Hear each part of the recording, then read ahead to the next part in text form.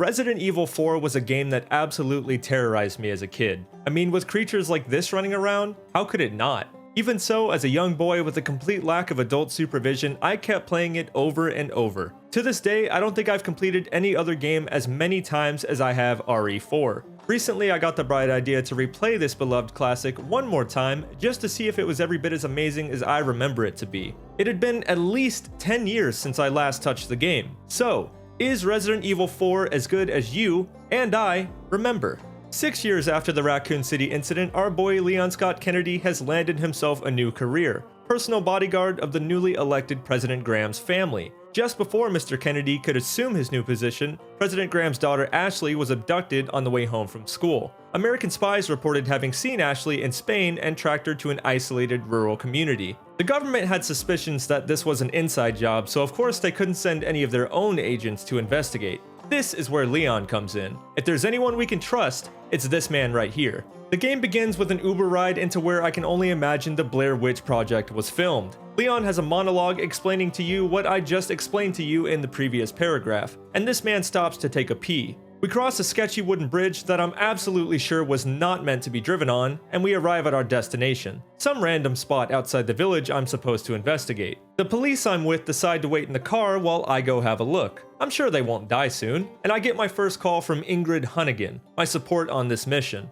All jokes aside, every time you get a call from Hunnigan, it feels like you can finally take a moment to breathe. In a game where it's basically you against the world, these little FaceTime moments feel comforting. At least that's how I felt about them when I was younger and really scared to play this. Now, as a ripe 26-year-old with little to no direction in his life, I look at these phone calls with an entirely new perspective. Fear. You see, right as my first chat with Hunnigan came to an end, so did my PC's will to keep this game running. Now and for the rest of my time playing, every time I get a phone call, I stress out thinking my game's going to fucking crash. All this time later, and this game still gets my heart racing. We end up on foot, and I remember just how good RE4's movement and camera system feel, which is not very. It's not a particularly bad system, but it doesn't really feel right by today's standards. Still, after I got over the nausea this brought me, not kidding by the way, after my first few hours of playing I had to take the rest of the day off because I was so dizzy, I learned to love this camera angle once again. I entered this man's house without permission, asked if he's seen this girl, he says something I don't understand, then I kick him. I hear lots of ruckus outside. Hopefully that's not my police friends dying. I get another call from Hunnigan and explain to her that I've killed the very first person I encountered here. I'm sure that instilled great confidence in everyone back home. I jump out the second floor window because doors are for the weak and murder a few more locals, and discover that bridge was in fact not meant to be driven on. If you see me commit any unsightly acts against animals in this video, just know I'm not doing it because I want to, I'm doing it because it benefits me. That being said, you're gonna start to question that statement when you see just how many cows I killed before realizing that they don't drop anything. We free the dog because you free the dog, and we keep on. We stumble upon the village and see that my Uber driver is not doing well. I shoot a few chickens and this angers the villagers, rightfully so. I run around for a little while before the church bells ring and everyone disappears. Then we get to hear this iconic line once again. Where's everyone going? Bingo? Now, I'm gonna hopefully change your life as someone changed mine. I never realized until one of my Twitch viewers told me as they watched me f this up, that you don't have to shoot the pendant into the stinky water. You can shoot the wooden beam, close the lid, and get the pendant without stink. It solves for a lot more that way. Leave a comment if you, like me, didn't know that this was a thing. I'm proud to say I never once died to a giant boulder in this run. I died in other ways, but not that way. I run into a suspiciously large house and hear a knocking in the distance. I open up a wardrobe and find one Lewis inside. Then we get to meet the Big Cheese for the first time. He is much bigger, stronger, and balder than we are, so we lose that fight pretty quickly. We dream of some hooded man injecting an egg into my neck, and then I wake up tied to Lewis. We exchange war stories and he tells me that Ashley is held up in a church nearby. Then we free ourselves with a little QuickTime event. Once free, I stumble across the merchant outside. I love that there's zero explanation for why this man is always around and willing to sell me military-grade weapons. After having way too much fun with a ladder, I went fishing with a gun, then moved on to bigger and better things, like trying to figure out how to stuff that fish in my weapons case. After opening the weirdest front door I've ever seen, I had another run-in with the Big Cheese, but he decides not to kill me even though he does have the chance to. Maybe it had something to do with that egg someone ejected in me earlier. Anyways, after that, Hunnigan informs me that there's a religious group at play play here called the Los Iluminados. Before I leave the house, I see a painting of the lake that we're gonna find here shortly. I thought that was pretty cool. I forgot to mention this earlier, but if you shoot 10 out of 15 of these medallions found in the first part of the game, then the merchant will give you a special gun.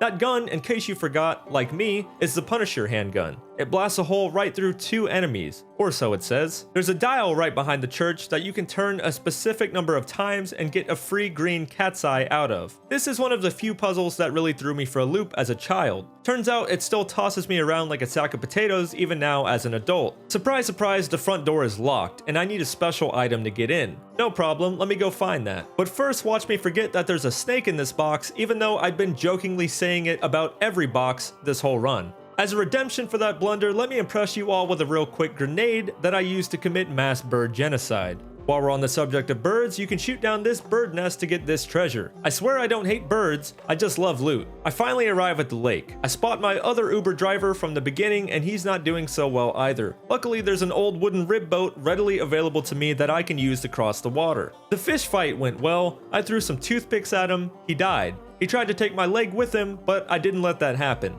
I make it to shore and have just enough time to stumble in this cabin before passing out and ending the chapter. I dream horrible things and wake up to find I've been out cold for quite some time. Now it's dark and it's raining, but we carry on anyway. In a cave I found this round insignia. That probably fits inside the church door. Let's go find out. But first, another staple fight of RE4, El Gigante. This bad boy was every bit as awesome as I remember him being. I mean, look at him grab an entire tree here to use as a weapon against me. That's beautiful. I imagine most of you watching already knew this, but if you save the wolf at the beginning of the game, he comes to assist you in this fight. Truly the best boy. Me and Dog make quick work of the giant, and I finally got to face one of my least favorite enemies in the game, the bad boy dogs. Maybe it's the way they maul me half to death, or maybe it's the way they're quick and hard to hit, but I just don't like them. I finally break my way into the church, swing from the chandelier like Sia, and configure some RGB lights like the gamer I am. This all leads to me finally finding Ashley. My days as a free man are over for now. Hunnigan radios me to let me know she's gonna send a helicopter to come get us. We just have to take the trail out of the village and get to the extraction point. Can't believe we're already almost done with the game. There weren't even any castles or islands in this. Upon exiting the church, I have my first conscious face-to-face with Osmond Saddler,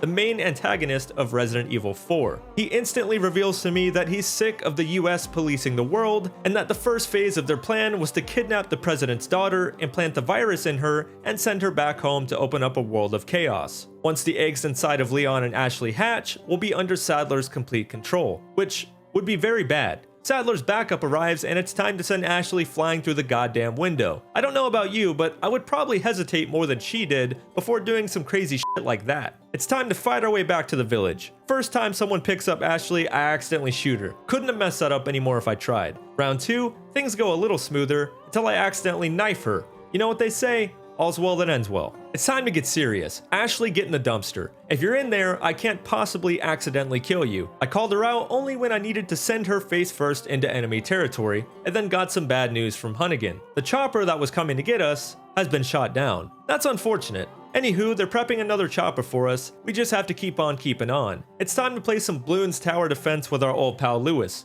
man of the hour. Once the coast is clear, Lewis tells us he forgot something, and then sets off to get it. Me and Ashley continue on towards our rendezvous point. A short gondola ride later, it's time to get cheesy with the big cheese. I tell Ashley to wait outside, which is quite possibly the best decision Leon makes in the entire game because this fight would be infinitely more stressful with her inside. The big cheese continues to toss me around like it's nothing and then proceeds to do to this door what I do to bread bags with the little bread tie. That really reinforces how much of a badass this guy is. After one very convenient barrel full of gas, the boss's true form is revealed. From this moment on, I'm proud to say I only died 3 times to the big cheese. I don't even know why I had so much trouble with him. I was probably just goofing around a little too much, but we got him in the end. I also got his eyeball, which is very useful because the door I need to get through next has a goddamn retina scanner on it. That's some high-tech shit for this little village. There are some things in life that just come natural to us, things that are ingrained in our very DNA. Breathing, sleeping, and me remembering that you're supposed to shoot the driver out of this truck instead of running away from it. There truly is a chunk of my brain dedicated to remembering stuff that happens in this game, and I'm not even mad about it. We get backed into a corner and our only way out is in to the castle. so we pull some Scooby-Doo tricks and make our way inside. Upon entering the castle, you're greeted by these cultist-like figures catapulting flaming rocks at you. This place is so fucking cool. Turn this crank and line up a shot with your own personal cannon and blow down the door to proceed inside. On the phone, I tell Hunnigan castle is bad, and then we lose signal. Lewis finally comes back, but only to tell us that the thing he went to go get, well, he dropped it running away from some bad guys. He had a drug that could stop the convulsions that we were having. Leon asks him why he's helping us, and Lewis says it makes him feel better. Then he sets off once again to get the medicine. Using a key I found, we finally enter the inner walls of the castle and get to meet Ramon Salazar, Captain Crunch cosplayer and owner of this fine castle. He demands we give up the girl, I say no, then he leaves. The next room over, I'm reunited with some nightmare fuel from my childhood. Great value Wolverine. They still got me with this stupid jump scare where he breaks free before you hit the lever. I want to briefly mention the water room for a moment, because this is the room that I remembered I could suplex people in, and I thought you should know that. I also think you should know that I fucked up and ran right next to Ashley while she was turning the crank to open the door and accidentally got her killed. This set me back like 15 minutes. I was pretty upset about it. Ashley did some more cranking and I did some more shooting, then we made it to the next room. It was here that I remembered something I had managed to forget, the shooting range. A minigame that tests your ability not to psychologically break while operating as a man with Parkinson's disease trying to hit a target. Seriously, Leon's hands are so fucking shaky, it makes this more trouble than it's worth. Next stop is this suspicious hallway. As I point out here in this clip, why does this hallway seem suspicious? Ashley freaks out because she's coughing up blood and gets herself separated from me. I'm a free man once again. Remember these things? Apparently they don't know how to climb a ladder. Also, I love this room. It's such a hilariously outrageous trap, it's like Ninja Warrior on steroids. After interrupting a prayer circle with my grenade, I got hit with a crossbow bolt upon entering this room. That was pretty funny, but not as funny as what happened next when I let the red guy get away. He got on a minigun and started trying to kill me. I thought nothing could top that minigun reveal, but then along came the Super Mario Bros over here who somehow missed their shots and killed everyone else instead. I hit this button and got rewarded with a treasure chest, and also more rockets. I didn't realize those two were right next to the treasure chest until I opened this door. Luckily, doors are apparently stronger than rockets. Courtyard time. I remember this area well. Why? Because it has more of my least favorite enemies and somehow finds a way to provide them with the perfect terrain to make them 10 times worse. It was here though that I discovered yet another amazing game mechanic that I never knew about before. Apparently anytime a parasite is out, all you have to do is throw one flash grenade and the enemy will die. Leave a comment if you never knew that. I played with the dogs for a bit, then managed to find the keys I needed to get to the next area. I get attacked from a woman in a red dress, but managed to hold my own. Who is she? Upon removing her glasses, it's revealed that she's Ada Wong. Leon didn't know that because apparently if you put glasses on, no one is able to recognize who the hell you are anymore. Also, these magic glasses are a flashbang. I can't help but think of how bad it would be if they malfunctioned and did that while you were wearing them. You'd end up blinder than Stevie Wonder. Ada manages to escape and the chapter ends. Next, I find myself locked in a small cage with Archer Farm Shredder and wonder just how the hell I ended up like this. Lewis finally comes back to us, and then he dies, and Sadler gets the sample that he's been after. Before Lewis dies, he reveals that he's a researcher who was hired by Sadler. He did manage to get us the medicine he promised us before. R.I.P. Lewis. I briefly thought about blowing Ashley up and ending it all, but settled on sniping her restraints off instead.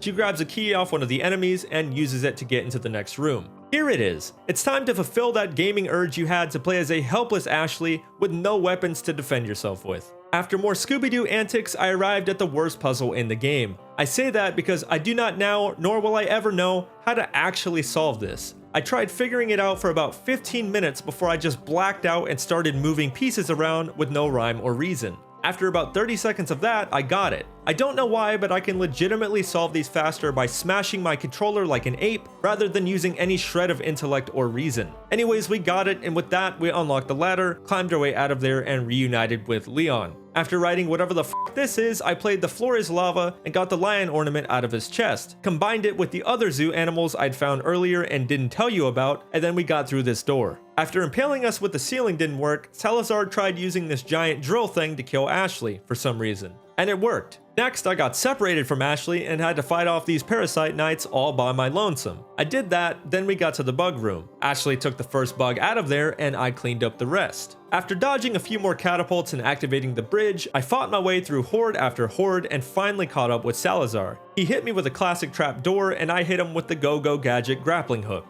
Salazar then sends his right hand to come get me and baby rages over the phone. Down in these tunnels, it's clear something is following me and also trying to stab me. I get to the end of the hall, flip the power to the elevator on, then the right hand reveals himself. Another well-designed boss fight, especially the part where you use the liquid nitrogen to Terminator 2 his ass. The elevator arrives and it's time to leave. Meanwhile, Sadler is having a chat with one Mr. Jack Krauser. His objective is to get Ashley back and eliminate Leon. That's a new one. A short fight through the mines and I find myself in the boiler room. Admittedly, I died and redid this fight a few times because I couldn't figure out exactly how I wanted to kill the giants. I tried really hard to get 2 birds stoned at once with my RPG, but it just wouldn't happen. We were nearing the end of our time in the castle. There were only a few things left to do here, like some Indiana Jones shit down in the mummy's tomb, and also a minecart ride. This game was always full of so many fun surprises. We finally reach Salazar. Again, he tells me the ritual to turn Ashley into a full-fledged Illuminados is about to begin. Then, while he's telling me he prepared a special ritual for me, I throw a knife right into his hand, which felt great. The guard throws the knife right back at me and I almost die because I remember I had a coffee in my left hand right in the middle of this QuickTime event.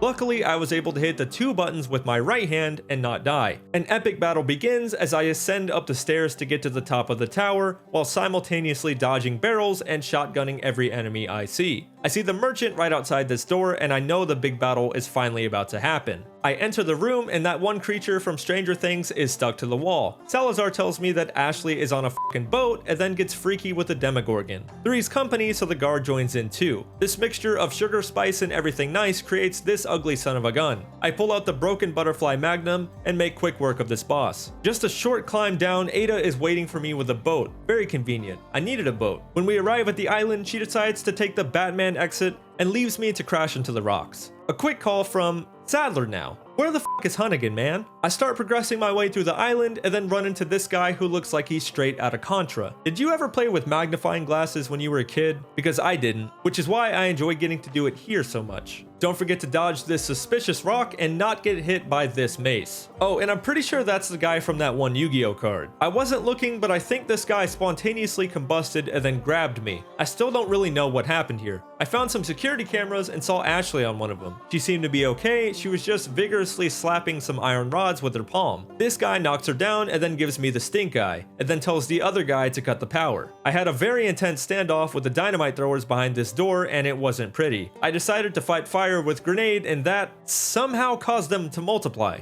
I made my way into the cryo lab and in there I saw the enemy that terrified me the most as a kid. I gotta be honest, now they weren't that scary to me, but I specifically remember how much I hated them as a kid. I mean, the noises they make are enough on their own, but then the way they move and the way they look, terrible. I was able to turn the freezer card into a waste disposal card with this machine. Is this a real thing? Because I don't feel like it's a real thing. I also picked up an infrared scope, which made killing the regenerators, these guys, a lot easier. If you ever wanted to play as a real-life claw machine, you get your chance in the next room. I mean, this section is straight up comedy at this point. I find Ashley once again and try to blow up the 2 guards standing in front of the door. It didn't work, so on to plan B. Turns out I don't have the key to the door, so we gotta go find that. One spiky regenerator stumbles his way towards me in an effort to do something that I'm simply not going to let him get close enough to do. Conveniently enough, he had the storage room keycard, which is exactly what I needed to free Ashley. A paper airplane from God comes flying through the window that actually turns out to be from Ada. I can't believe she got that in there. She tells me I can use the waste disposal vent to get out of there. One sec, just want to let you hear this. No way, Leon. Way.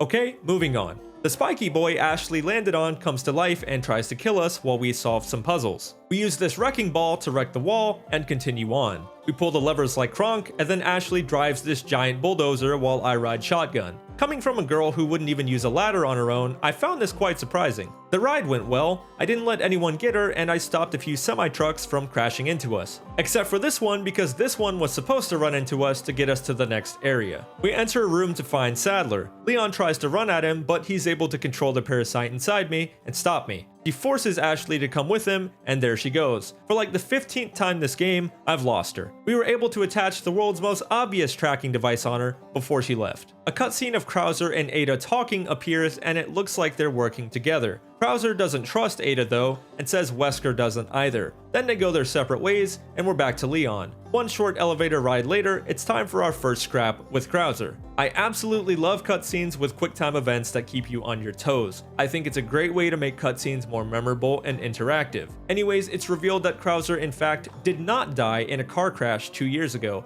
and that he's the one who kidnapped Ashley in the first place. He kidnapped Ashley because he needed Sadler's trust so he could get close enough to steal the sample he developed. Krauser knocks me down and almost drives his knife right through my chest, but just before then, Ada shows up and shoots the knife out of his hand. Sadler calls and tells me he's sending it after me. Another boss that I thought was really cool and really scary. Hold on though, we have to get spicy real quick and perform the wackiest laser dodging sequence I've ever seen in my life. I only f***ed up one time. Next time though, we got it. We take an elevator down, there's lots of elevators in this game, and travel through the underground cavern. We reach the part with the suspended cages, and I instantly know it's boss time. Fight goes well, I hit the buttons, shoot some shots, and progress piece by piece without plummeting to my doom. I make it to the final section and perform a super jump to safety. In this playthrough, I legitimately forgot the boss doesn't die here and was sad I didn't get the loot. As soon as he noped his way back up to me though, I was all good. I beat him for real and we climbed our way out of the cavern. Here's one more really good grenade throw for you.